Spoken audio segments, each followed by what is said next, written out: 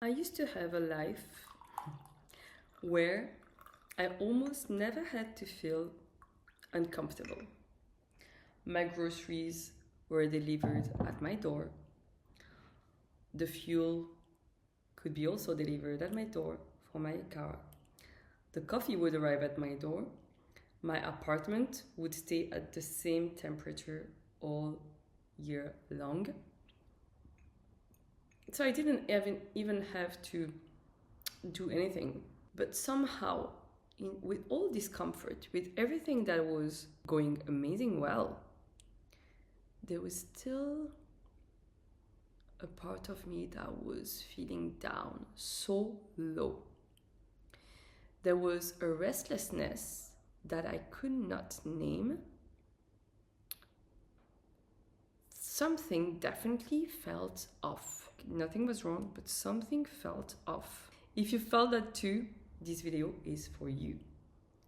Welcome back on Lights of Dipa. I'm Dipa, a transformational coach and energy healer, and today I am sharing the best piece of advice I've ever received. It wasn't from a guru, it wasn't from a book or a healing session, but it was something observed and discussed with someone when we were talking about taking the stairs.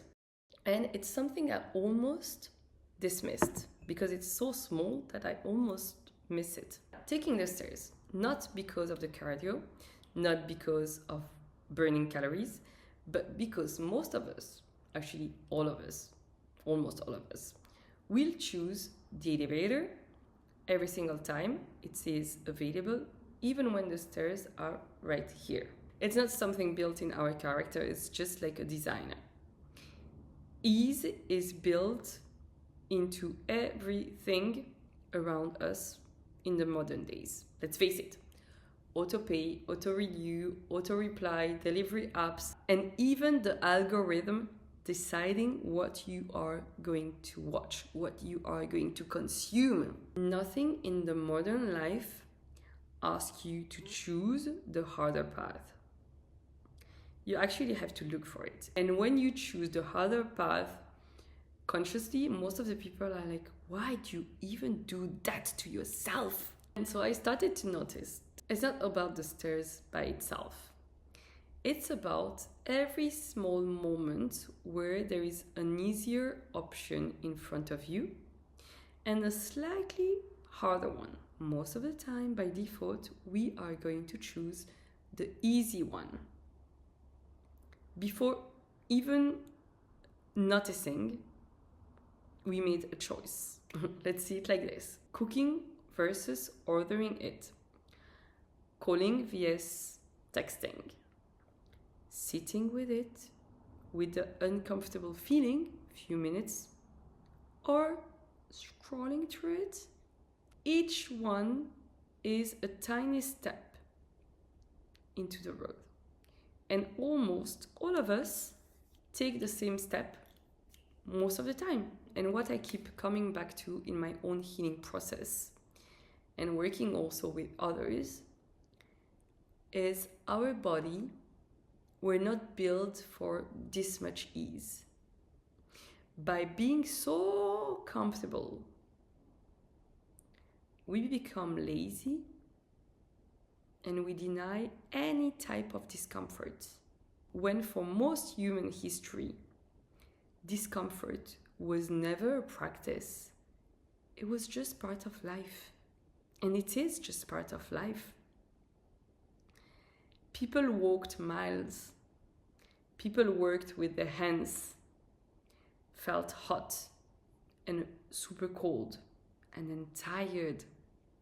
And all this was normal and part of just being alive. Their nervous system were built around healthy rhythm of effort and rest, healthy rhythm of being and doing.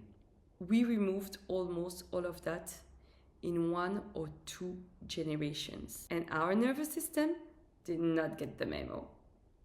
So they sit there, activated, looking for something to respond to, a threat, a message, something, and finding nothing. That restlessness, it's not dysfunction. It's a body ready for something it was never asked to do before. And there is also something happening energetically when you do that, not only physically. When everything around us is smoothed, it's so soft. We stop having moments that ask anything of us. But those moments are actually those where we meet ourselves, where we find out who we are when no one is watching and when nothing is convenient. I think of it almost like the Shiva phase in my framework, Badass, an Inner Safari, Mastery. The Shiva phase is about the deconstruction. Again, you cannot rebuild something truer, closer to you, if you never let the old go. Talking about deconstruction, go and check. I've done a video where I talk about 3 strategies to help you let go and release completely. Go and check it out. Talking about inviting discomfort when everything around us is made for only comfort. I want to pause here because I know how this can sound. There is a whole wave of content right now telling you to push harder, to go and do the cold plunge, to go and wake up at 5 a.m. Like the discipline is the only thing that you miss in your life and is the answer to everything. It is for some people. But when this message reach out to those that are genuinely burnt out, depressed, or barely holding it together, it can be read as try harder, when this is not what they need. And this is not what I'm saying in those cases.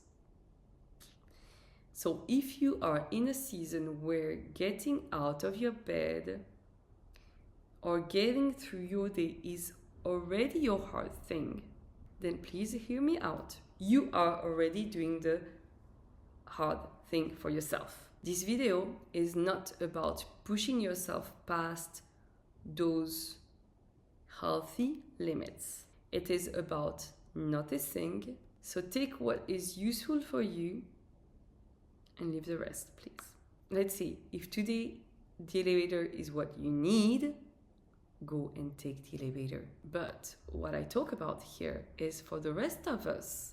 Here is what I have been experimenting with and what I invite you to join me in doing.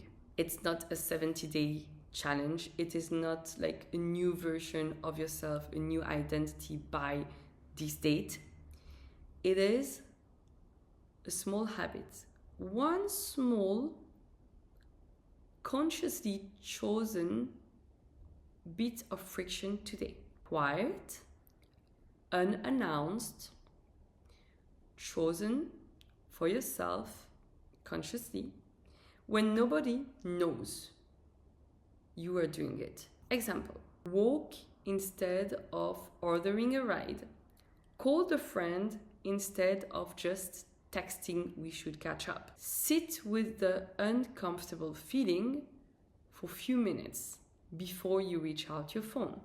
Take the actual stairs just once, just today. None of those are about performance. There is no post, before, after, no gold star here. It is just you deciding here and here in a moment where no one is watching. You are deciding what kind of person you are. And I've noticed that is exactly in those little choices, conscious choice, step by step, moment by moment, that you are building trust in yourself. It's not in big transformations, but it's coming from 100 small moments where you kept your words to yourself. The more you do that, the more you are going to increase your self-trust, self-confidence, self-respect, and thus self-love. I will not pretend I've mastered this. It is a never-ending process, and I might probably take the elevator later. I might probably go eat outside or maybe order food inside. It isn't about being perfect at choosing hard things. It's about remembering that deep inside yourself, you can do it too. That you have a choice. That underneath the autopilot, underneath the comfort that is not for you anymore, there is a version of you that is built for a little friction. A version of you that doesn't need everything to be so easy.